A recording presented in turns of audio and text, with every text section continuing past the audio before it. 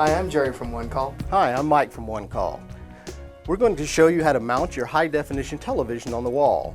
You have three basic mounts that this can be done with: a flat mount, a tilt mount, and a cantilever mount. What we're going to show you how to do here is to mount a basic tilt mount on the wall. Inside the box that your bracket comes in, you will find a template which you can use to mark the wall for this thing to be installed properly. You will find the wall bracket. Then you will also have the two pieces that go on the back of the television itself. You also will have a bag of hardware, different length of screws and spacers, which should make the job go just right. Before you get started, you'll want to make sure you have all the appropriate tools to get this job done.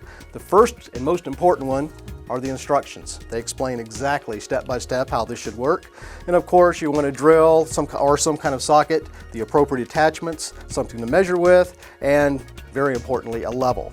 We always recommend that you use the studs. So a stud finder is going to be a real help. It is important you take several things into consideration before actually mounting the television. The spot needs to be appropriate. You want to be comfortable when you view this for long hours. You also want to make sure that when you go to mount it, that you have power in place, that you have the appropriate signal cables in place. All connected devices need some way to get their picture to the television. Okay, we have taken a stud finder and located the studs in our wall, and we have also taken our template put up on the wall and marked out where we're going to put the bracket.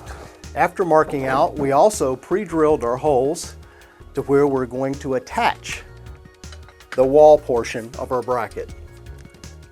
Placing it up here and aligning the holes, we will also use a level to make absolutely sure that we have it exactly the way it should be. What Jerry is going to do now is to run the screws in that will hold this bracket in place. It is important to remember when you get your screws in place to leave them a little loose initially. These holes, you may notice, are elongated. This allows the bracket to move side to side just a little bit to help with the positioning. Before you actually attach the television rail to the television, you want to check that your screws are the appropriate length. Sets are only getting thinner. It'd be quite disturbing if you ran a screw through too far.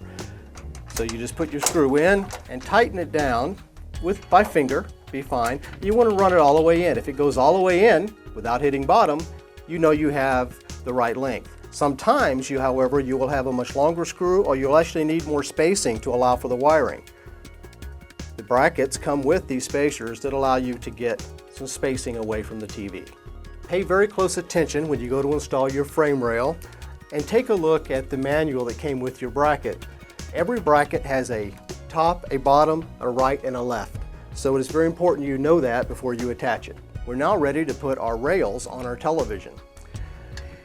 All televisions are going to have a set of 4 holes evenly spaced to allow for the wall mounting brackets. This will vary, of course, depending on the size of your set. These appear fairly wide apart because we have a large television here. You put your brackets up. You want to look at where it's going to hang at the top and hang at the bottom, and try to roughly center those on the set.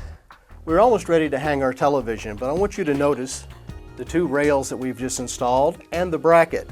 You'll notice that the bracket is considerably wider than the rails are widthwise.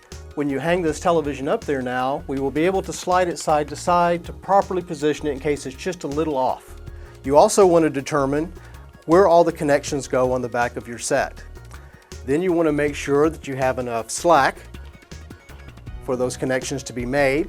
You also want to look at the end of your wiring. Depending on the profile, you want to make sure that when you lower the TV down that there's going to be clearance for the wires. We have used a 90-degree because this is a low profile mount, and we've also used a recessed power plug, again because it's a very low profile mount. Okay, we're going to hang the TV on the wall now, and I should mention, and this should go without saying, but this is a 2-person job.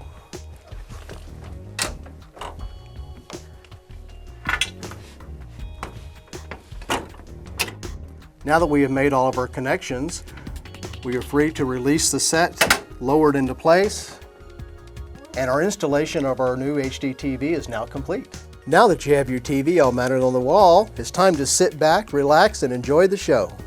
This is Jerry from One Call. This is Mike from One Call. Subscribe to our YouTube channel to get an alert each time we add a new video. If you want to learn more about wall mounting your high-definition TV, please visit our website at onecall.com or give us a call at 1-877-457-7309. We like to talk to our customers. Thanks for watching.